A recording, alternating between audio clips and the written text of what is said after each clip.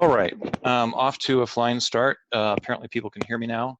Sorry for the glitches. This is the first time we've put on a webinar, and so you're gonna have to live through the pain with me and everybody else. So my name is Bill Wingle. I'm out of Region 3. I've been a NATRC member for about the last 13 years, and I've been using GPSs for about 15 years. And in Region 3, I was kind of one of the first people to say, let's start using GPSs on the trail and using them to make maps. And ever since then, I've been kind of the person to go to figure out how to use a GPS, how to use it on the trail, begin to a few talks, and I load tracks for people and that kind of thing. So that's basically who I am.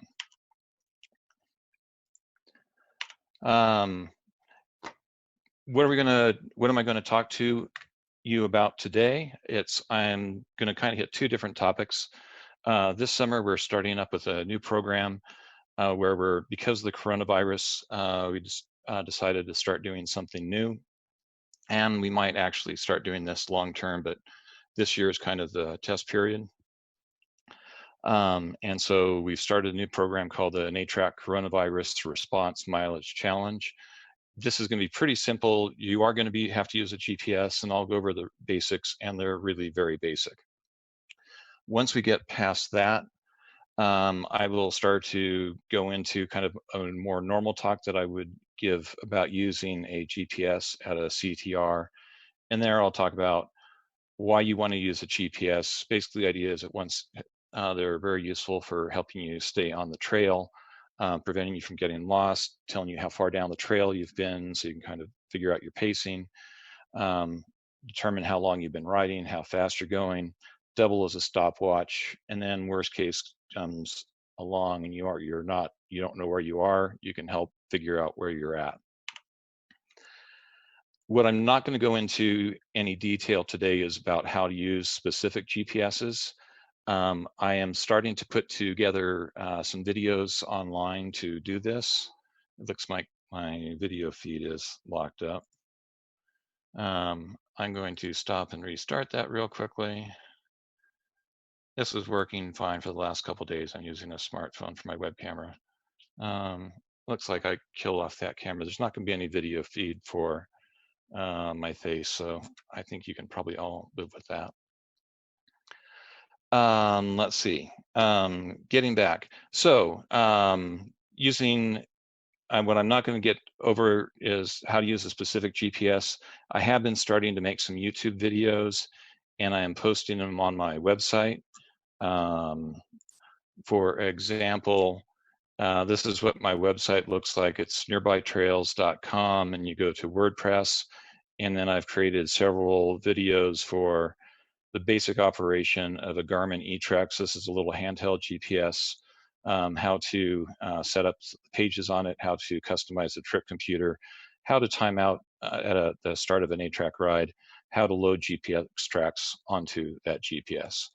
I'm going to be doing that for some smartphone apps as well, such as the iPhone Motion X. I have a PDF already up for that. For the Android, there's a program called US Topo Maps. Again, I have a PDF for that. I both wrote these a couple years ago. They're pretty basic. These are nice little programs. Motion X is $2. This other one is $12 and allows you to have quite a few maps. I was looking at Gaia in the last few days. This works on both iPhones and Android phones. I'm going to be doing a demo with it, video with it, shortly, because it does work on both types of smartphones. They have a free version of this, which does everything that you're going to need for this challenge, and it's actually a good thing to actually use out on the trail. I'm a little hesitant to use smartphones on the trail because they're fairly fragile, but I think for the coronavirus distance challenge, they'll be great. I'm also not going to go into how to make GPS maps using GPS data. I will be doing YouTube videos of that in the future, and if you have questions about that, you're always free to ask me questions. Continue with the mileage challenge. If you want to do it, you need to sign up with Sarah Rennie by emailing her at natrc@natrc.org, preferably before May 1st. The challenge, and if you wait until after that, that shouldn't be a problem, but other people have a head start on you. The challenge is going to run from May 1st through November 1st, 2020. And you can use one horse. You can use multiple horses, though additional horses require an additional fee.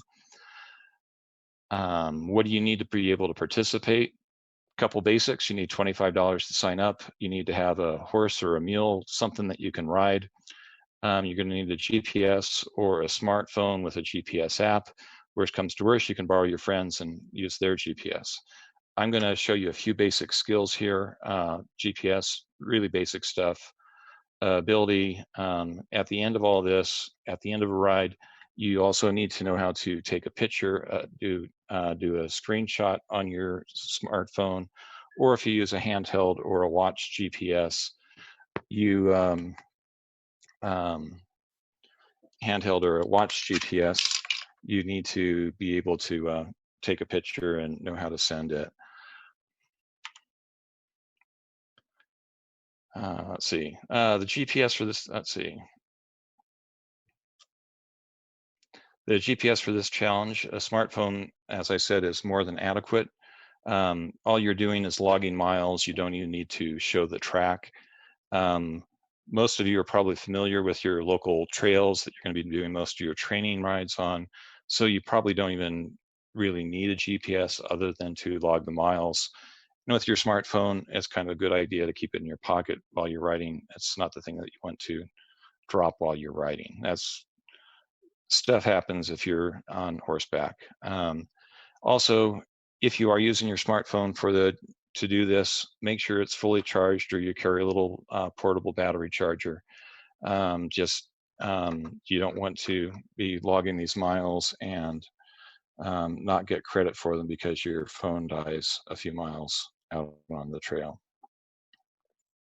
I'm trying to get my web camera going again, so bear with me just a moment.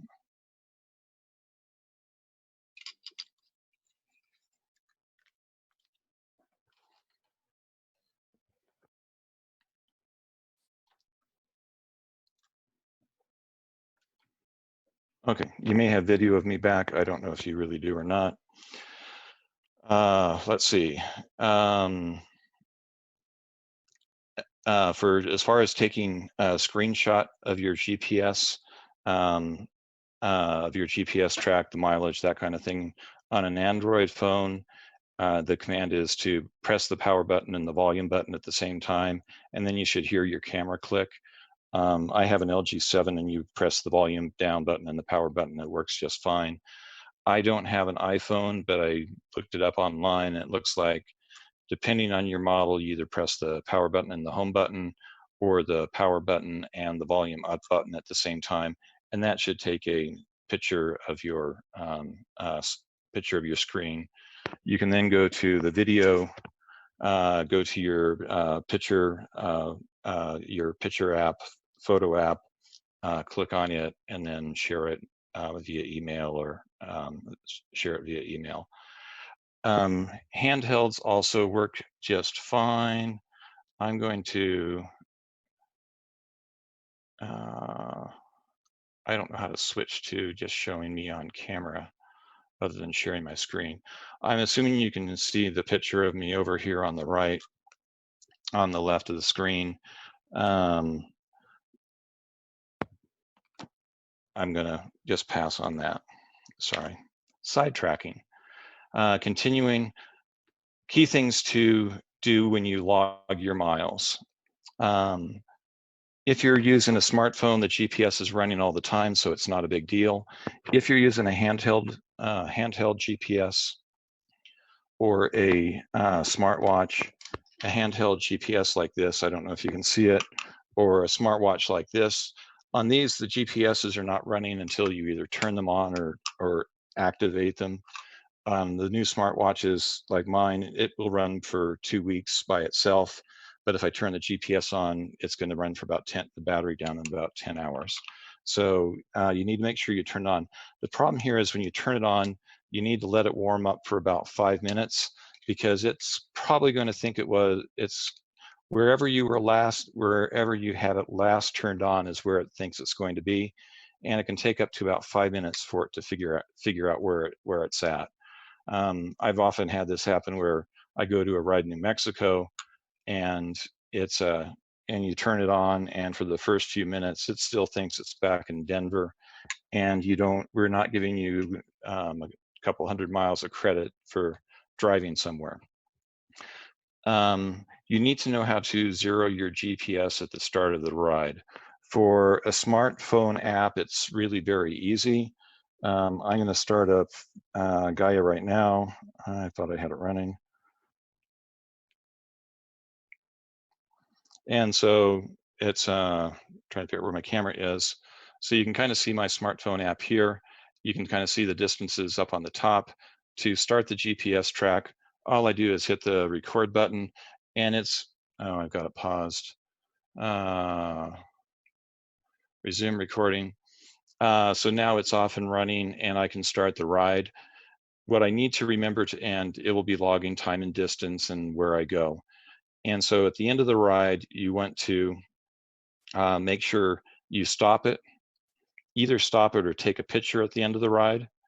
And this is probably the easiest thing to forget. When I go on a ride, I come back, the ride's finally over, I need to get off the horse, I need to detack the horse, I've got other things on my mind, and then I throw the horse in the saddle, the horse in the saddle and the trailer, and then I drive home.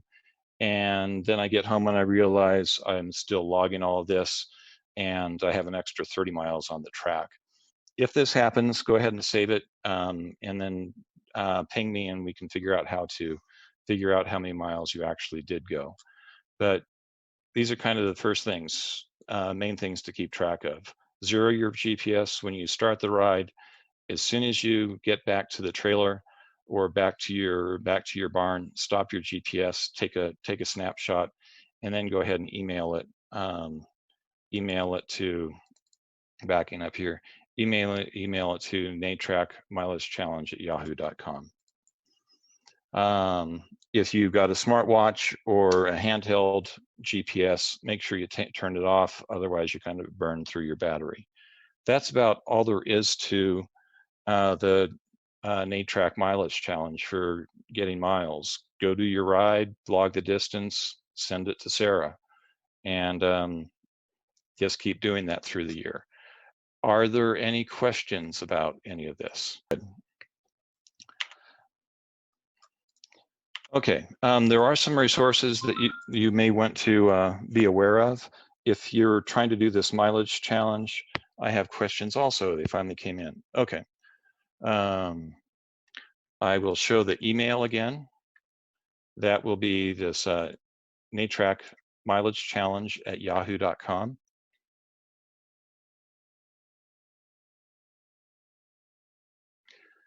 And so that's the first couple questions. Personally, the GPSs I use, if I'm just going out for a quick ride around the house, it's I've used something called alltrails.com. It's okay. It's a little bit, it's not ideal, but it does a nice job, and it shows terrain. And in theory, I can share it with people with iPhones and Android phones, but it hasn't worked out real well. When I'm on a trail ride, I use Garmin eTrex 20 or 30. I'll get to this in a little bit, but these are a steal right now on Amazon. This one originally was about $300. The replacement for it is $300, but you can get it on Amazon right now for, I think, $138. They just came out with a new model, and that's why. I will make a caveat. There's a reason you may want to buy the new version, and it has to do with maps. I just ordered a new one, the lower version of this, but I'll get to that in a little bit.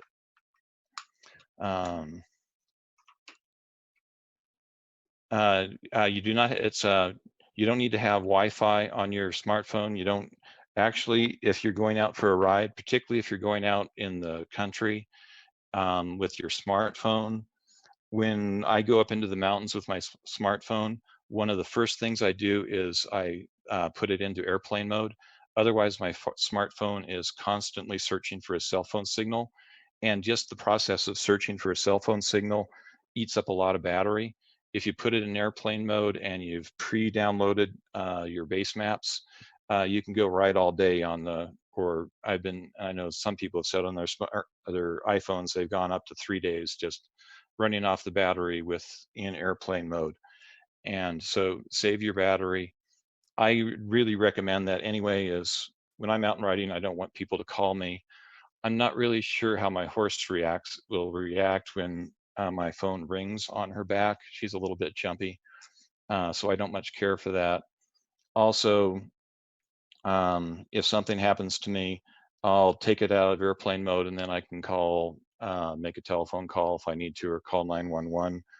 The downside of that, I'm sidetracking here a lot, I'm sorry. I did go riding with a friend one year, last year when we were putting on the Bayou Gulch ride and we were pre-riding it, and her iPhone fell out of her pocket out on the trail somewhere. Fortunately, she was not in airplane mode and we were able to get somebody else with an iPhone, and we were able to do the Find My Phone, and we were able to get back within about 25 to 30 feet of where she dropped her phone. And after a few minutes of searching, we found it in the grass. If you put it in airplane mode, it's just going to know where you put it in airplane mode, and your phone will be somewhere out on the trail for somebody else to find.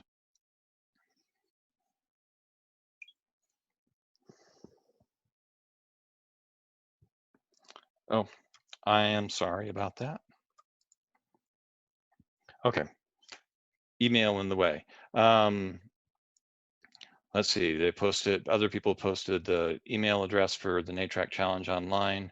Somebody does agree that Easy Trail app is awesome and easy. I don't know that one. There are a lot of good ones, but it's MotionX, I know works very well on the iPhones, and it's only $2. It's cheap, it does all sorts of good things. US Topomap for the Android is good. I've used that one. And Gaia, I'm looking at it, and I know all sorts of people who rave about it. And all these are under $12. The Gaia app, there's a free version. If you want satellite imagery, you have to pay an annual fee of $20 a year. It's because they have to pay to source that information from other people. So they have a cost associated with that afterwards, and they want to make a few bucks. If there are no other questions, I'm going to continue on. I'm sorry, I kind of rambled there. Other resources, that's where we were. Most of us have our own trails that we go out and ride. But through this season, you may want to go out and try other things. This app called All Trails and Gaia. These apps have been out there for quite a long time, and they've done a lot of crowdsourcing. And so people they go out and do a trail, and they post it to the application, and you can share what other people have already done. This can be for hiking and biking and mountain biking and horseback riding and everything else. And so you're going to have to be a little bit pick and choose what sounds reasonable, but there are lots of sources out there for trails. If you happen to live in Colorado, they have an free app called Cotrex.app, and it shows, I think, almost literally every trail in the state, put together by the Colorado State Parks Department. They've done a really nice job. I suspect other states have done this too. You may want to go to your state Parks and Wildlife Department and see if they've posted anything like that. I know in New Mexico, the city of Aztec, some of our people down there, they're giving tracks to the city of Aztec, who's posting it on their website. So there are various sources, and some of these local sources are very good, like this source in Aztec, New Mexico. Not only do they put the trails, but I guess they have markers where all sorts of different arches are. that you can go out and ride to. Again, check with your county and state park websites. BLM and Forest Service websites have trails too, though these are usually maps as opposed to downloadable GPS tracks. If there are no more questions, I'm going to move on. Looks like Sarah cleared things out, and I am going to move on. This is getting into my normal GPS talk.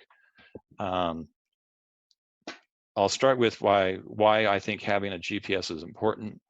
When I'm out trail riding, these trails are already marked, and most of the ride managers and trail managers do a very good job of marking them. At the same time, it's easy to get out there. It's easy to miss a turn, and you're still on ribbons, and it's like, did I miss a turn? And did I take a left when I should have taken a right? That kind of thing.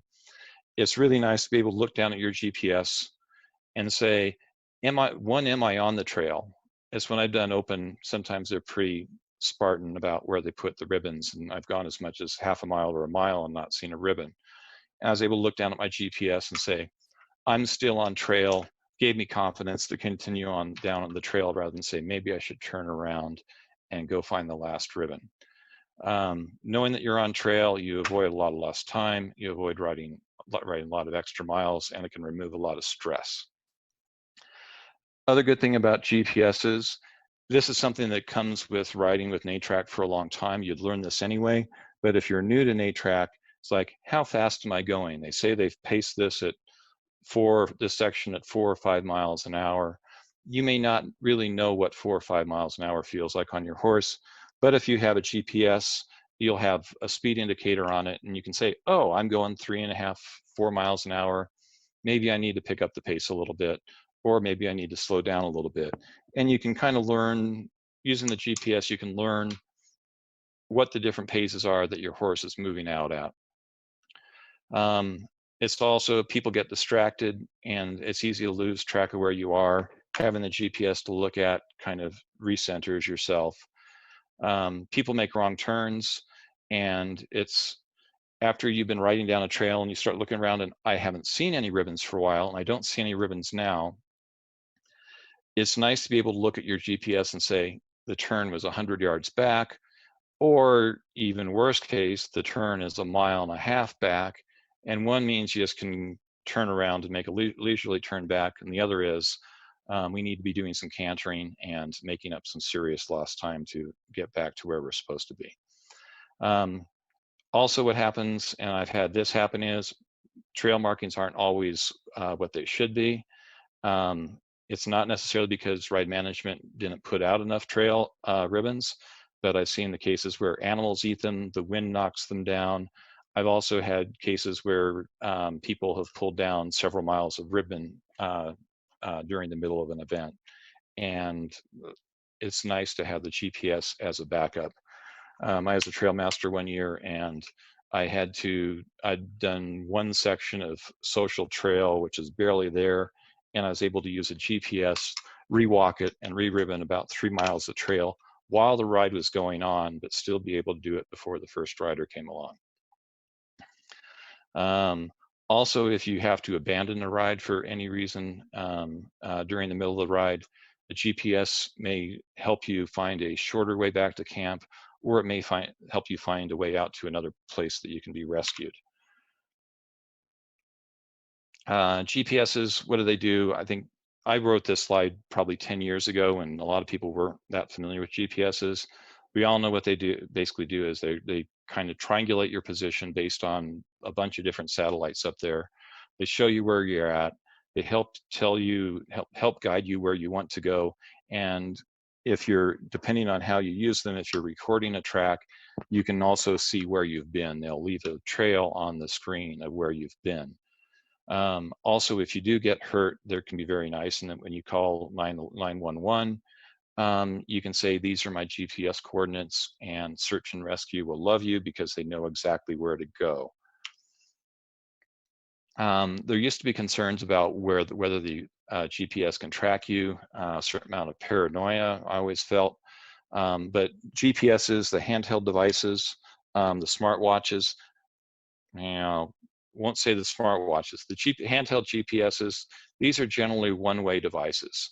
They just receive a signal, they can't be used to track you. Now, from a more practical point of view, is some people actually want to be tracked or want to be able to have their GPS locate them. There are devices called Spot, and these talk to satellites, and it's basically these are for people who are going out in the wilderness, and particularly if you're alone and if something goes wrong, you can hit a panic button, and when you press that panic button, that will notify local search and rescue that somebody's in trouble, and it'll send coordinates and they can figure out how to get out to you. The newer version of the Spot also allow you to text people, say you can, even if you're in a remote location without cell service, you can text people, say, everything's good, just running behind, don't worry. Or you can send a text that says, I broke my leg, everything's good, I just can't move, but please send somebody out here for me. They can also be used to track you through time. So even if you're riding and you fall off your horse and you bang your head and you're unconscious, they can be used to figure out approximately where you were when you stopped moving. So if after 4 hours your friend is watching you and you haven't moved, that might be a good indicator that they need to go out and look for you. Smartphones also have tracking software. These are much more dependent on cell phone signals. In Colorado, they're not great. You get up in the mountains, you just don't have the service. Out east in the plains, they may work quite a bit better. One big problem with these is they are battery hogs. I have one on my smartphone called Glimpse, where you can give permission to people to track you for up to 12 hours. When they say, when you put that 12 hours in, even the app says, make sure you're hooked up to another power supply, because it is going to probably crash it's going to eat your battery up. How accurate are they? They're accurate enough for what we need to do. We don't have professional units, and you don't need them. Those are accurate down to the millimeter scale. The handheld, I'm not going to wave GPSs at you because my camera feed is stuck again. The handheld units that most of us carry now, your smartphones, these are good to about 10 feet, locating you within about 10 feet. So it's like if you have your smartphone and you're using satellite imagery or a more expensive handheld GPS with satellite imagery, you can be walking up to a gate or a tree, and you can look at your GPS and say, that tree right over there is that tree on my smartphone. They're very good. This is typically under ideal conditions, but even the new ones, they're good even in less than ideal conditions. My first GPS, it was an old Garmin, and I went into a slot canyon. You go into a slot canyon or even tall trees, it had no idea where you were. It kind of it said your last location was where you went into the slot canyon.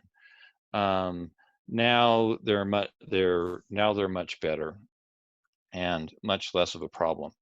A question that always comes up is, now that I have a GPS, can I leave my map at home? If you're doing a competitive trail ride, the answer is definitely no.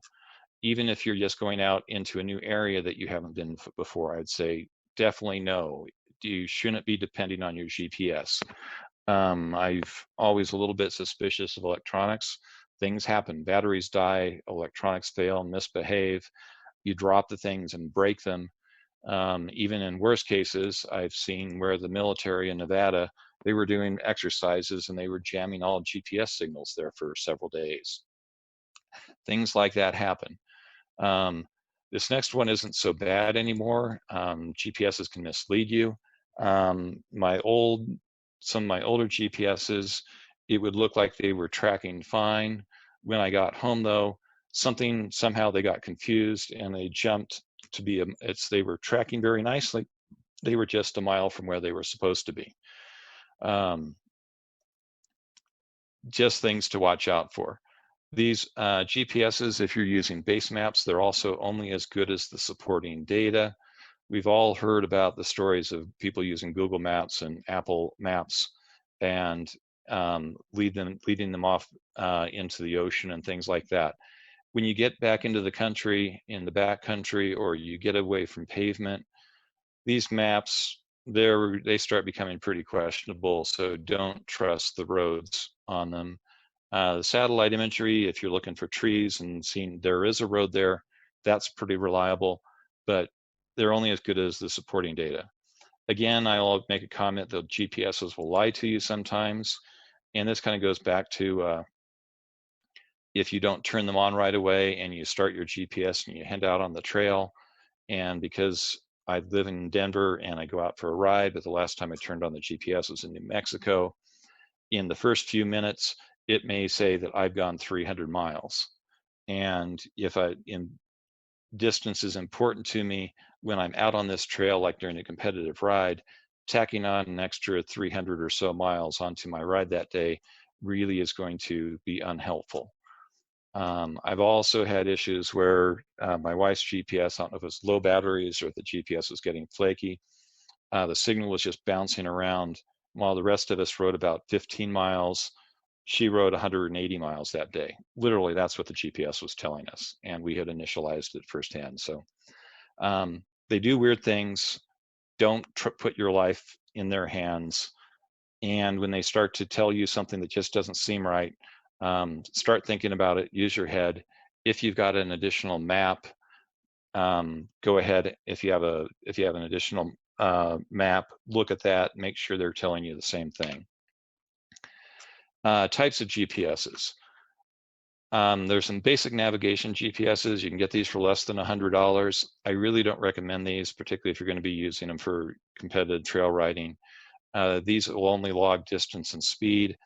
They don't have any mapping capability. They're fine for the distance challenge, and they're good for, and even at a regular ride, they're good for acting as a stopwatch and for pacing.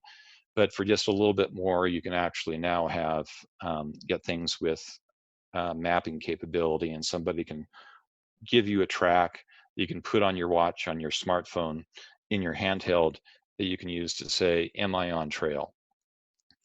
Wristwatches. I just last year bought a Garmin Instinct and you can get these for about $180 now. If you really want to, you can spend up about $2,500 on these things. What I don't like about them is once the GPS is running, you've got a limited battery life. They're good for, mine's good for about 8-10 hours. So if I'm on a multi-day ride, I'm going to have to recharge it, make sure I've got a battery pack to charge it overnight. Also, the maps are tiny, even if they even support maps. But the nice thing is they're attached to you. They go wherever you go. Mainly, I've been using a mapping handheld, Garmin NATRC of various flavors. Some other people use some other wrist GPSs which have maps on them. I like these. They have a little bit bigger screen.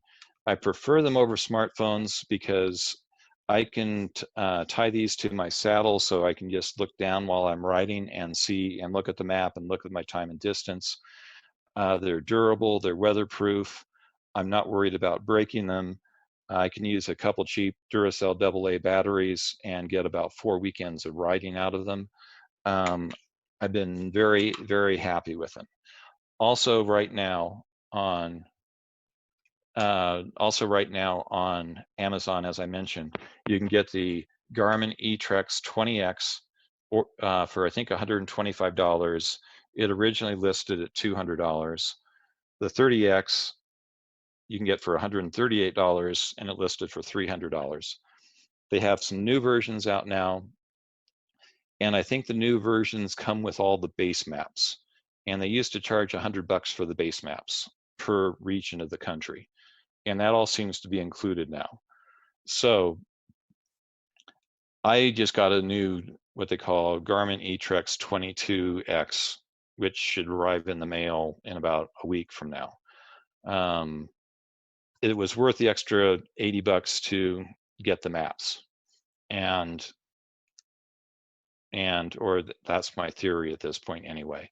But if you just want a mapping GPS, and you already have maps, or if you live in Colorado, New Mexico, and I can give you maps, which I made years ago for free, I'm happy to give them to you. But there's some really good deals on handheld GPSs right now. I'm reading a message. Somebody asked if, for my nearby trails, if you create a track, a GPX file, if I would be willing to put it up on my Nearby Trails website. Absolutely, yes. Nearbytrails.com is my personal website. I put it together. It's kind of a work in progress. It's my playground for programming, so it's not quite professional grade. But you can create an account, and I can either talk you through it, or you can send me the track.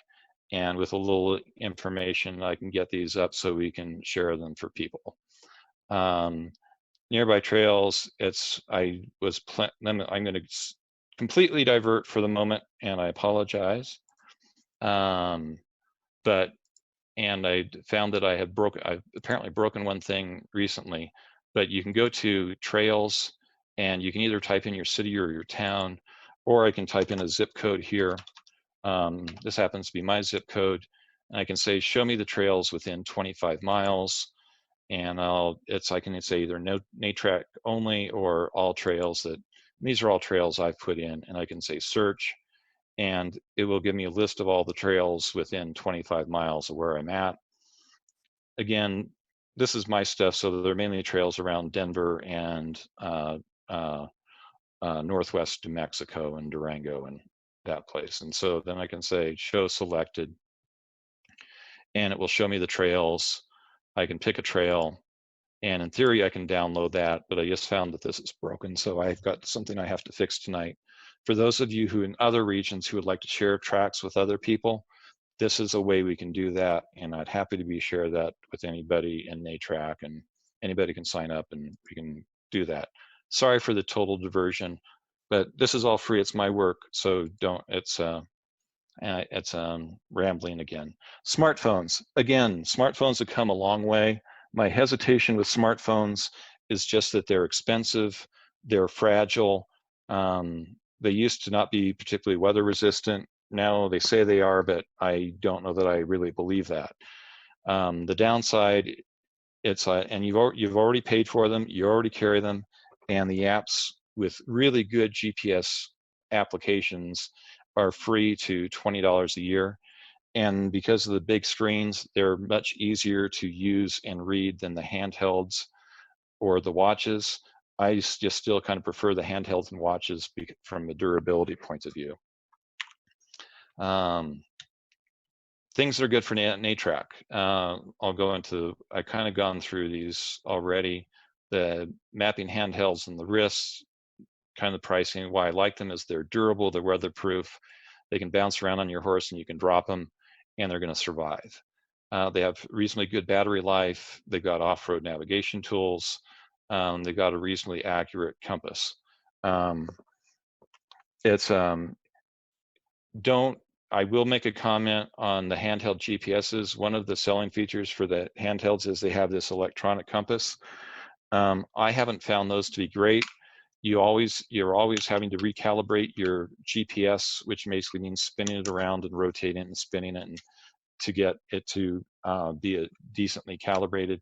And you have to do that pretty often. It's probably on a daily basis. Even with the ones that don't have that, they still have a compass on them, and all you have to do is kind of keep them in the same orientation, walk about 20 feet without changing the orientation, and based off GPS signals, they can say, oh, map is off to your north, is off to your right, or whatever.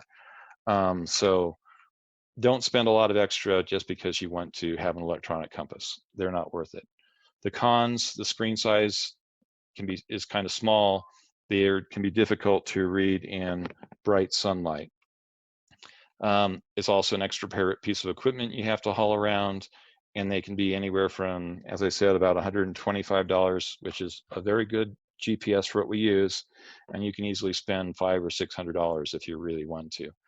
Honestly, I really don't know what those more expensive GPSs give you other than some satellite imagery, but and maybe a bigger screen, but it's anyway. Downsides, until recently, maps were extra, and they could be a lot extra. I had made maps early on, and I was giving those away to people, but I don't think we may not have to be doing that anymore. Satellite imagery is available, but that usually requires an annual subscription, and that is usually in the range of like $30 a year. Smartphones, again, you've got them. The software is cheap. They're pretty accurate. They've got satellite imagery.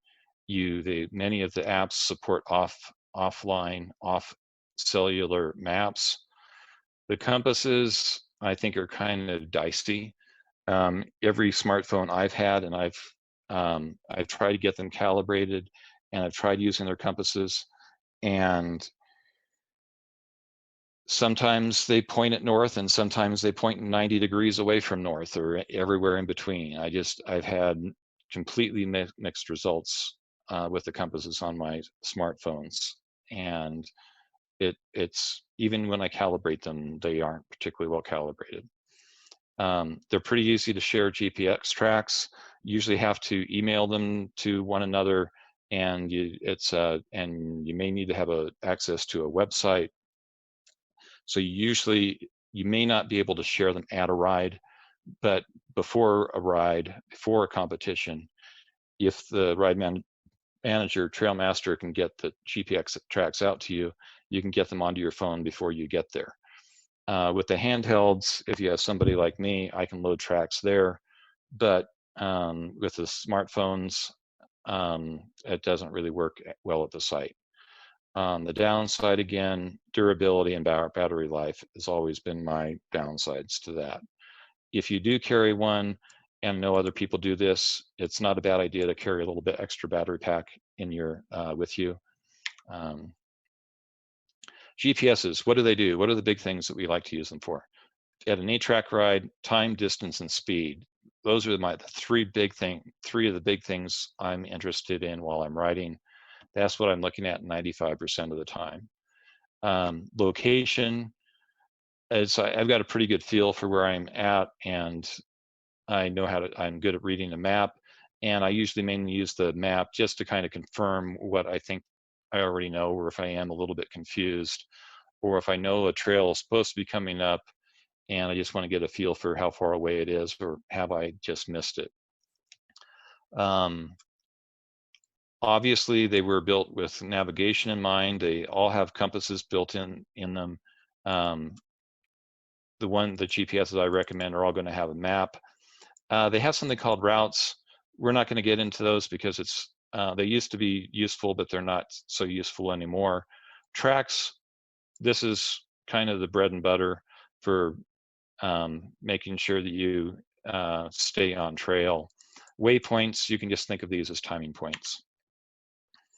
Navigation, in NATRC, we don't do anything with compass and bearing, so I'm going to ignore that. Waypoints, I said, are points of interest. I'm going to skip over this page. Waypoints, I just said what they were. They're your timing locations. Tracks, these are the breadcrumbs. This is basically a line showing where the trail is. You can use your GPS, you can look down on it, you can say I'm on trail or I'm not on trail. The downside of tracks is they don't tell you whether you should be going one way down the trail or the other way down the trail. The other thing they don't tell you is if you are on the right part of the trail for today.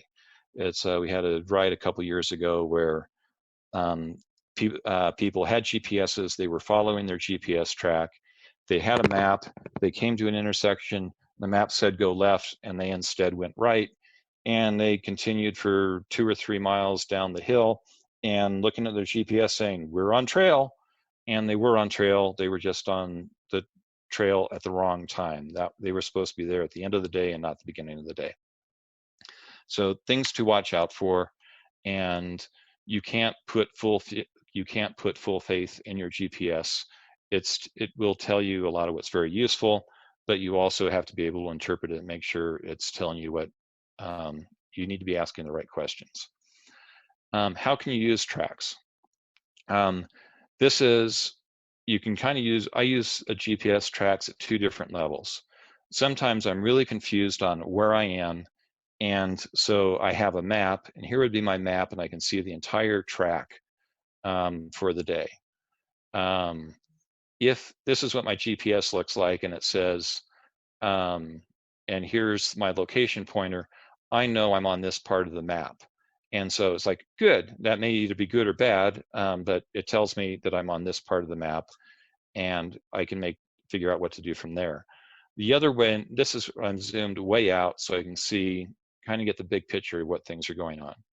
I can also zoom way into the GPS track, and you can see that I'm very close to this line, and this blue line here is where I am currently been walking.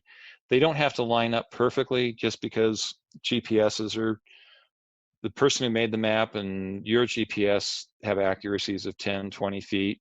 And so you may not be exactly on line, but usually you'll be able to see the trail or that you're supposed to be on, and you can say, this is close enough. But when you are zoomed way in, you can just kind of follow things around, and you can follow going around the turn. If this is where the trail is, you can say, yeah, I'm basically on trail. On the other hand, if you are continuing down the trail and you look at your GPS and this is what you see, you can say, oh, I have missed a turn. And you can either look at the scale and you can say, oh, I've just missed it by a little bit and I can go back. Or if you look at this screen here and there's no red line on the screen, you can say, that's not good, I'm way off trail. And then you may want to zoom back out into more of a picture like this to see how far away am I from the track and how far do I have to go trotting back to get back on trail. Using the GPS at a NATRC ride. First thing you want to do is make sure you turn it on at least 5 minutes before you time out at the beginning of the day. If it's a smartphone, this isn't an issue, but if it's a smartwatch, if it's your GPS watch, or if it's a handheld GPS, you want to give it 5 minutes to figure out where it's located. I'll go through timing out. At the timing out, basically the big things you want to do there is set the time to 0 and set your time to 0, set your distance to 0. When you're out on trail, I spend 95% of my time looking at time, distance, and speed. As I've commented, occasionally location. It used to be real easy for me to do this when I passed out GPS tracks to people, is I could put proximity alerts on timing points. And so when you came within 250 feet of a timing point, it would beep at you. When you got to the timing point, it would beep at you again. And when you're 250 feet away from the timing point, it would beep at you a third time. That was really nice, is when it's beeping at you, if you're paying attention, you'd say, I'm at the turn and you know to turn here. The 3 beeps if you're not paying attention, if your thing is beeping at you 3 times and you still miss the turn, I'm not going to feel bad that as a trail master that you missed the turn. It's your responsibility at that point. It's your responsibility anyway, but at least I gave you fair warning.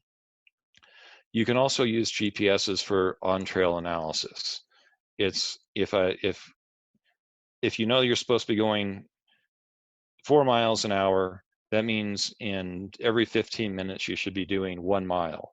And if you are at one timing point, if you left one timing point 2 miles ago and you know your next timing point is 2 miles ahead of you, you're going 4 miles an hour, you should know, roughly that you have about 30 minutes till you get to your next timing point. And so you can look at your timing table and say, am I in time? Am I running behind? Am I running too fast? And you don't have to depend on just looking at the map. When at a timing point, in between timing points, you can use your GPS to help you figure out how well you're doing on timing and pace. You do have to pay attention to the mileage. No GPS is going to give you the same answer all the way down the trail. There are lots of reasons for it, and I won't get into, but they're going to disagree with the map. They're going to disagree with your riding partner. But the errors usually creep in through the day. They're usually not big errors. And the new GPSs are much better than they used to be. It used to be if you went under a big high power line, you might get 2 or 3 miles added to your GPS, but that doesn't happen so much anymore. But it's with kind of watching the miles and distance in your map, you can kind of get a pretty good feel of where you are at any point in time and how many minutes away you are from the next timing point. Again, screens I use 99% of the time, time, distance, speed. I wear glasses, and so I like big numbers. Other people are quite happy with smaller numbers, and then occasionally use the map just to kind of see where I'm at. Said make sure you turn it on and warm it up. This timing out, just the basics are, make sure your GPS is ready to hit go when you get to the timer. You want everything is just ready to be zeroed when you get up to the timer, and you want this to be set up several minutes at least before you get to the timer. It's not the kind of thing you want to have to do when you get to the timer. Also, always have a fallback timer. I've had the batteries go out on me on the GPS. For whatever reason, I've had to restart them. Have a watch. Make sure it's, if you're open and you know you timed out at 7:30, just remember that you timed out 2 minutes after, or 4 riders after the first rider who went out at 7:30, so you're 2 minutes behind that. If you're novice, if you're a CP rider, just kind of know what your start time is, and then you can kind of do the math in your head if you have to say how far. We can talk about that at another time, but if you have questions on how to do that, it's pretty, it's not too hard to make sure that you stay within your time window if you know when you timed out, or roughly when you timed out. I'm going to ignore that. Talked about time, distance, speed. I just went to the end of my slideshow.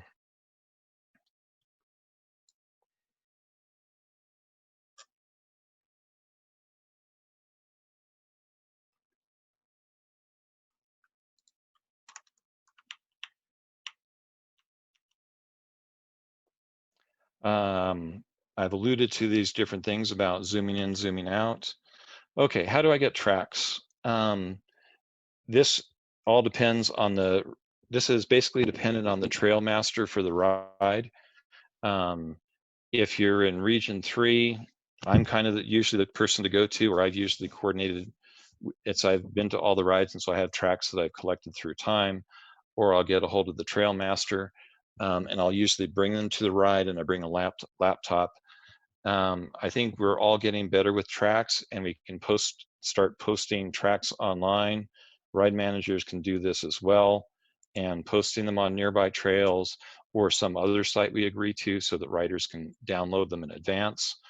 Now that we have smartphone apps like Gaia and things like that, if ride managers can get organized, and they're getting better at this, they can be emailed out the week before the ride, and so you can come prepared and have them already on your phone. I've got, again, I'm going to have videos on how to get the tracks onto your phone, or how to save them and upload them to a place where people can share them. So I think this will become much easier through time. Smartphone apps, I'm going to skip that. Okay, so we're getting close to the end. Different iPhone and Android apps. I've mentioned this one a few times. Gaia, you can get it free. The free version is nice. It just the basic difference between the free version and the paid versions is the free version just uses a topo map background, and for $20 a year you can get satellite imagery and a few other features, and for $40 a year, if you're concerned about property access and whether you're on forest land or BLM land or private land, you may want to, like if you're a hunter, it may be worth spending the extra money. I found it very easy to use. I'm going to make a little tutorial on that here, hopefully over the weekend. You can show time, distance, speed. It's pretty easy to share tracks. You can save a track and you can share it, and by sharing it you can email it to somebody or email it to yourself. And to get it onto, if you have a GPX track and you want to get it on your phone, you can upload it to your website. Upload it to the Gaia.com website with a free account, and then you basically sync it off their website to your GPS. And that actually worked pretty easily after a couple tries. Motion X for $2. I know a number of people have been using this. It's a nice phone. It goes back to the iPhone 4 days.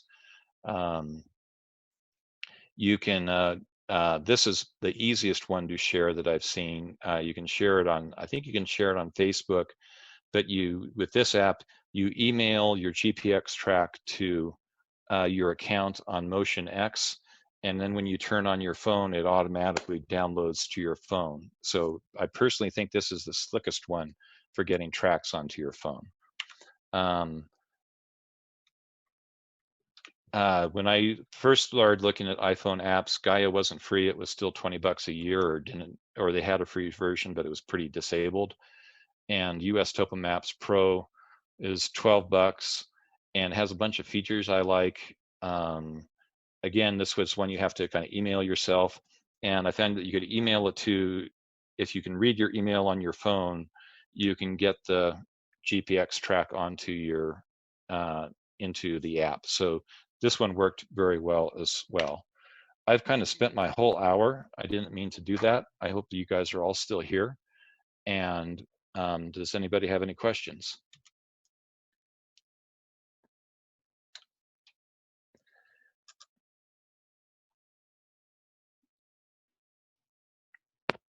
And hopefully you guys are all still there and I didn't lose everybody half an hour ago.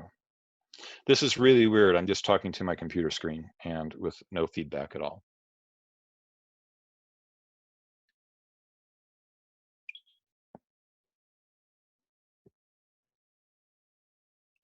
All right, I'm not seeing a couple comments. I hope this was useful to people.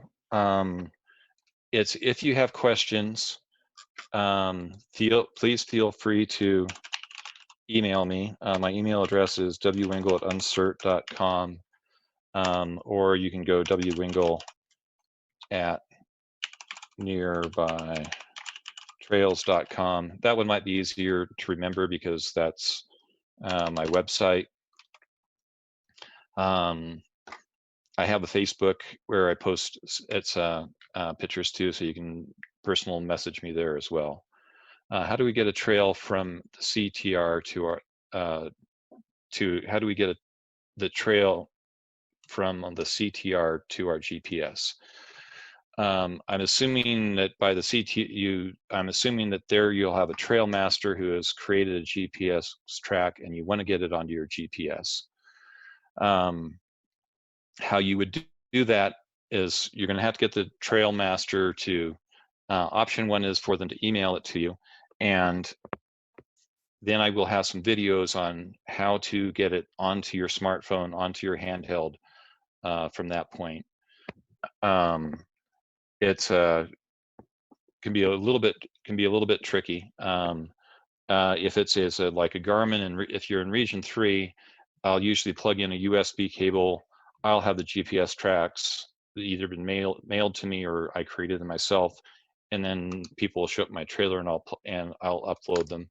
That's fairly painless, but you have to have somebody who's tech savvy enough to do that and has brought their laptop.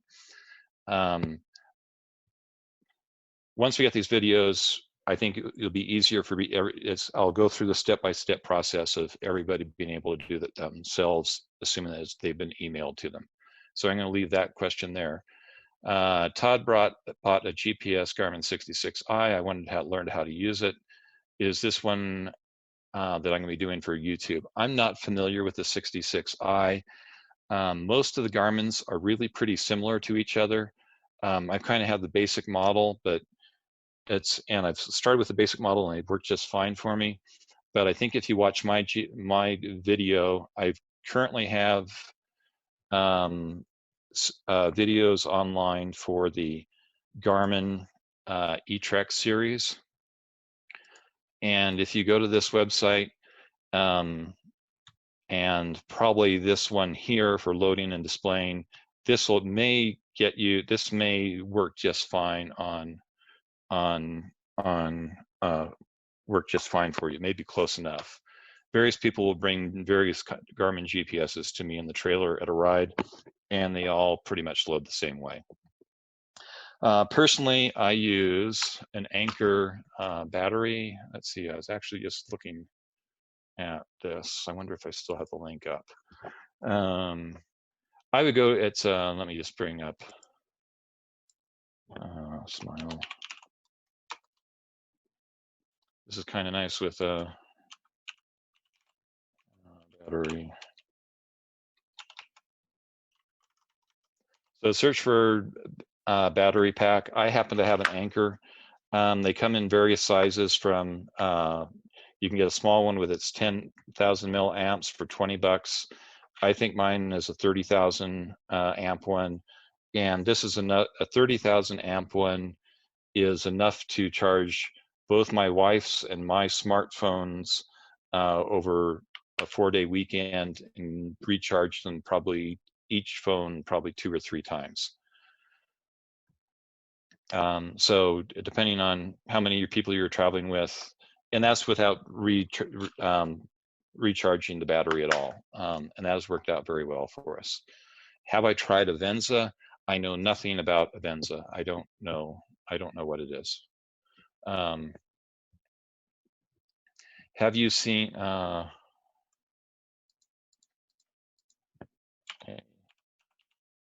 Avenza?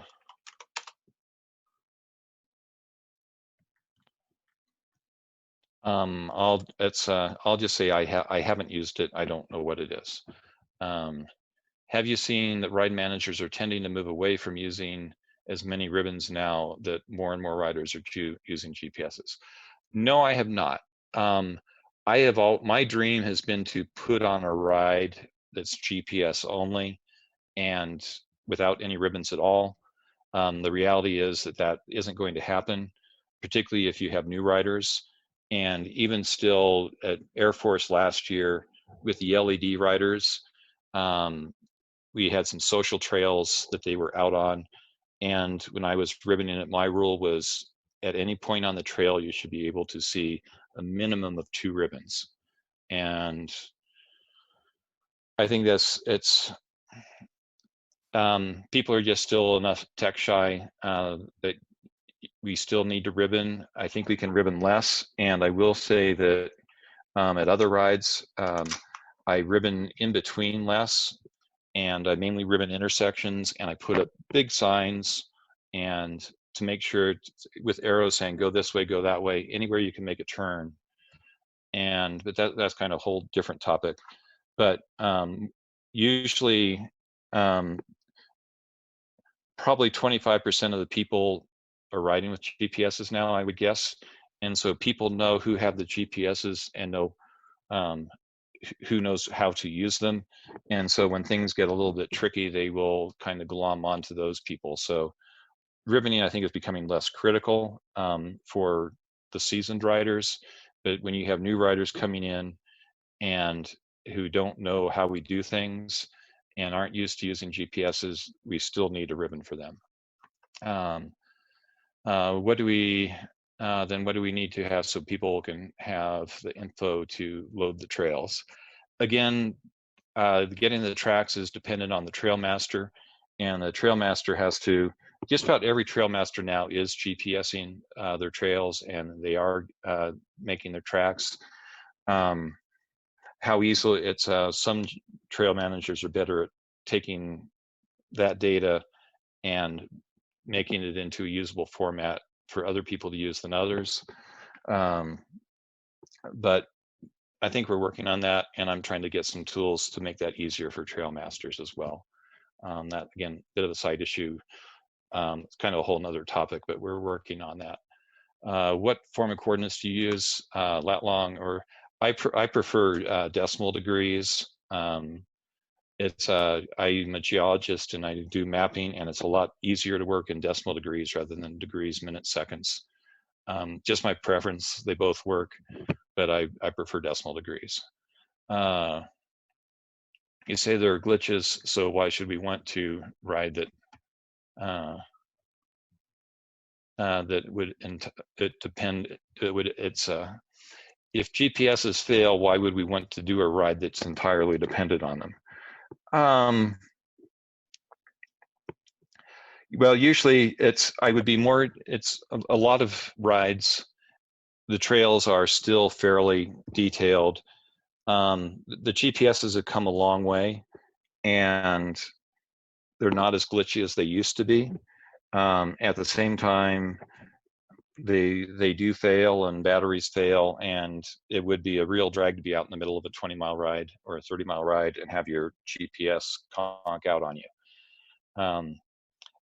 From a trail rat master point of view and a ride manager point of view, not having to ribbon would be really nice, but I don't think it's particularly realistic. I also, as a rider, I think being able, as a rider, being able to go out and do a ride that you have never done before and successfully do it is kind of exciting. I went up, as I was helping ribbon one ride for another ride manager one year, and I had never ridden in the area. I had no idea what the trails were like. I had no idea where the trails were. I didn't know if I was going to be on a single track of roads. And I showed up at the trailhead, and he said, he told me he was going to give me a GPS track. So I brought my laptop. He gave me the tracks. We loaded them on my GPS, and I went out and I ribboned 12 miles of trail for the ride the coming weekend, and I'd never seen the trail before. So it was kind of exciting that with a GPS, I could go somewhere I'd never been before and know where I was going and successfully help the guy put together a ride. Any other questions? I hope this was useful to people. I'm going to get a hold of Sarah, and we are going to figure out how to post this video, I am assuming, on YouTube, and my PowerPoint presentation. I will work with her on that, and we'll either get this, see if we can get this on the national website somehow, and failing that, and even if we do that, I will put it up on my personal website, and it will be under this blog area here, nearbytrails.com/WordPress. And you can, over here is just kind of the menu of my different things. And you'll just be able to see webinar with today's date. It'll be here. Can you email your presentation? If you email me a request for it to this email address, I'll be happy to send you the PowerPoint.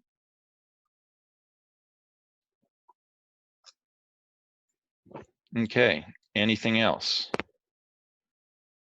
I usually like to go for a walk after I do this and have people do this in hand, because people are kind of gun shy to do that. But when you actually go out on a walk and you follow a track for 15 minutes, all of a sudden you really start to realize this is really easy. My plan over the weekend, I was hoping to get it done this week.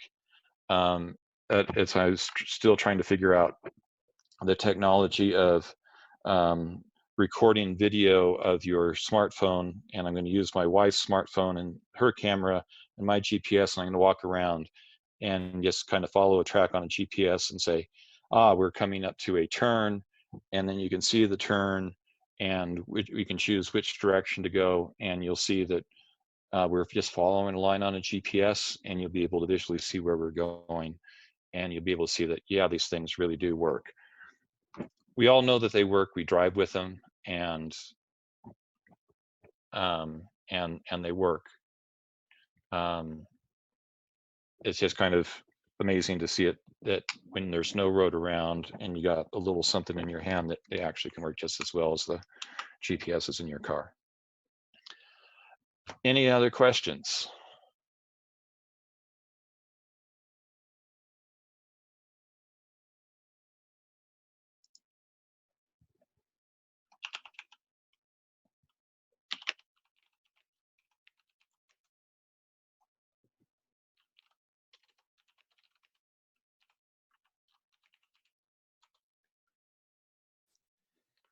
Okay, I'm not seeing any more questions. I've seen a few people are dropping off. I'm assuming that people are done. and I'm going to go ahead and stop this webinar.